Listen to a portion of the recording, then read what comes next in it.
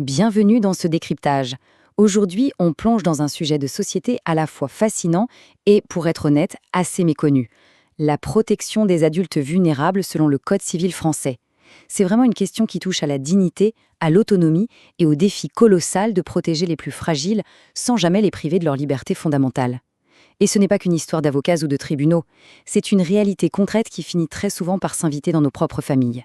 Pour bien comprendre comment tout cela s'articule, on va suivre une sorte d'échelle de protection. On partira des principes fondateurs du système, on verra comment on peut anticiper en famille, puis on montrera les échelons juridiques pas à pas, de l'urgence avec la sauvegarde de justice, à l'assistance avec la curatelle, pour finir tout en haut avec la tutelle. Commençons tout de suite par la base de l'édifice, les principes de protection juridique. Et pour ça, il faut poser une règle d'or incontournable en France. La loi présume une capacité juridique absolue pour tout le monde. En clair, l'âge n'est pas une maladie. Le simple fait de vieillir ne retire absolument aucun droit. Sans preuve formelle, médicale et irréfutable, chacun garde le droit absolu de gérer sa vie et son argent comme il l'entend. 800 000, c'est un chiffre complètement fou quand on y pense. 800 000 adultes sont concernés par ces mesures aujourd'hui. On est très loin d'un simple concept de manuel de droit. C'est massif et c'est propulsé par le vieillissement de la population et les maladies neurodégénératives. Et les profils sont hyper variés. Les femmes placées sous protection ont en moyenne 64 ans, contre seulement 54 ans pour les hommes. Ce décalage montre bien que la vulnérabilité frappe à différents moments de la vie, que ce soit à cause d'un accident, d'un handicap ou de l'âge. Et quand on décortique un peu la répartition de ce groupe, le constat est clinique. Les interventions judiciaires les plus lourdes écrasent tout le reste. La curatelle représente plus de la moitié des cas, avec 53%, talonnée de très près par la tutelle à 46%. Paradoxalement, les mesures d'urgence, qui sont plus légères, ne pèsent qu'un minuscule 1%. Bref, même si le système prévoit de la nuance, dans la vraie vie, il repose surtout sur des mesures durables et extrêmement protectrices. Depuis la réforme de 2007, la machine tourne autour de 3 grands piliers. D'abord, la nécessité. On n'intervient que s'il y a une exigence médicale claire. Pas question de placer quelqu'un sous tutelle juste parce que c'est plus pratique pour la paperasse. Ensuite, la subsidiarité. En gros, la justice ne débarque que si la famille ne peut pas s'organiser elle-même. Et enfin, la proportionnalité. C'est du sur-mesure. On ne prend pas un marteau-piqueur pour enfoncer un clou. On ajuste la protection au millimètre pour préserver au maximum les droits de l'individu. Mais attention, il y a une clé indispensable pour ouvrir toutes ces portes juridiques, c'est le fameux certificat médical circonstancié. Rédigé par un médecin dûment agréé par le procureur, il atteste du niveau exact d'altération des facultés. Et c'est crucial, ce médecin doit être totalement indépendant de la famille pour éviter les fraudes ou les règlements de compte. Sans ce document hyper précis, c'est simple, aucun juge n'ouvrira jamais de dossier. Passons au deuxième point. L'anticipation et les régimes conventionnels.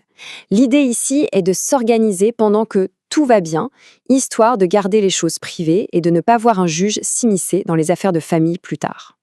Et la tendance actuelle va vraiment dans ce sens. Les chiffres de 2024 le prouvent, on a vu plus de 40 000 habilitations familiales prononcées.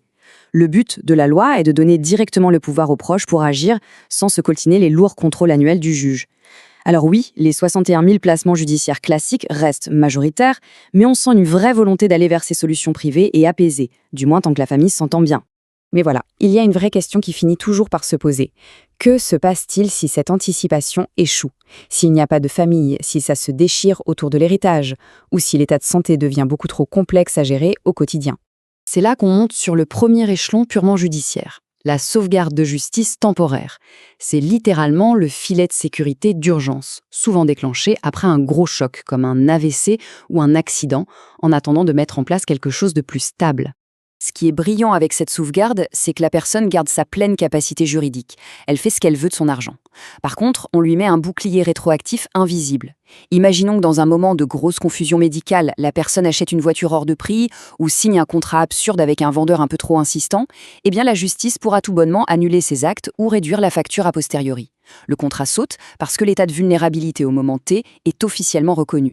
Par nature, c'est un régime fait pour ne pas durer. 1 an maximum, renouvelé une seule petite fois, pour un plafond absolu de 2 ans. C'est juste un pont. Dès que la personne va mieux ou dès qu'une mesure plus lourde prend le relais, la sauvegarde disparaît d'elle-même. Échelon suivant, la curatelle. C'est le régime de l'assistance. On passe à ce niveau quand la vulnérabilité s'installe dans le temps. Mais attention, le but ici, c'est d'accompagner la personne, pas de la remplacer. Et ce n'est pas une simple formalité. La procédure est ultra cadrée. Après le fameux certificat médical, le juge des contentieux de la protection va carrément auditionner la personne et ses proches. C'est une étape humaine incontournable pour vérifier qu'enlever une partie de l'autonomie est bien la seule et unique solution, et que tout le monde comprend bien ce qui va se passer. En pratique, la curatelle, c'est le principe de la double commande. Le majeur gère son quotidien, ses courses, son loyer, mais pour ce qui est lourd, comme vendre une maison ou faire un emprunt, il faut absolument la double signature, la sienne et celle du curateur. Cela dit, petit fait marquant, dans 90% des cas, la situation est telle que le juge ordonne une curatelle renforcée. Et là, c'est le curateur qui gère directement les revenus et paye les factures, en reversant juste le reste à vivre à la personne. Et nous voilà au tout dernier niveau, le plus strict de tous, la tutelle. C'est le dernier recours, réservé au cas d'incapacité vraiment profonde où exprimer une volonté consciente n'est tout simplement plus possible. La cassure avec la curatelle est totale. Si la curatelle c'est tenir la main pour assister, la tutelle c'est prendre le volant à la place de l'autre. Il y a une incapacité générale. Le tuteur agit seul, au nom de la personne, pour quasiment tout. Impossible pour le majeur protégé de signer un contrat, de vendre un bien ou d'ouvrir un compte bancaire. Tout passe par le tuteur, sous l'œil vigilant du juge. Parce que ça touche énormément aux libertés. Une tutelle est fixée à 5 ans par défaut. C'est le délai pour faire le point. Mais la loi n'est pas aveugle pour autant. S'il est médicalement prouvé qu'il n'y aura aucune amélioration, par exemple dans le cas d'un Alzheimer très avancé, le juge peut verrouiller la mesure pour 10 ans, voire 20 ans. Le but, c'est d'épargner à la famille des expertises médicales répétitives et douloureuses quand on sait que la situation est irréversible. Mais malgré toute la lourdeur de cette mécanique juridique, il y a une boussole morale qu'il ne faut jamais perdre de vue. L'article 415 du Code civil est clair. La protection doit toujours favoriser l'autonomie. Même sous tutelle, la personne doit être informée et impliquée autant que possible. La maladie n'efface pas l'individu et la loi exige que sa dignité reste absolument centrale, jusqu'à la fin. Au final, décortiquer tous ces échelons, de l'arrangement familial doux à la tutelle rigide, c'est bien plus que du droit, c'est de la prévoyance pure. Tout ça pousse vraiment à se poser une question fondamentale. Comment s'organiser? Et surtout, quel niveau de protection faudrait-il anticiper pour les siens, bien avant que le grand filet de la justice n'ait besoin de se refermer? C'est sur cette grande interrogation que se termine notre analyse d'aujourd'hui.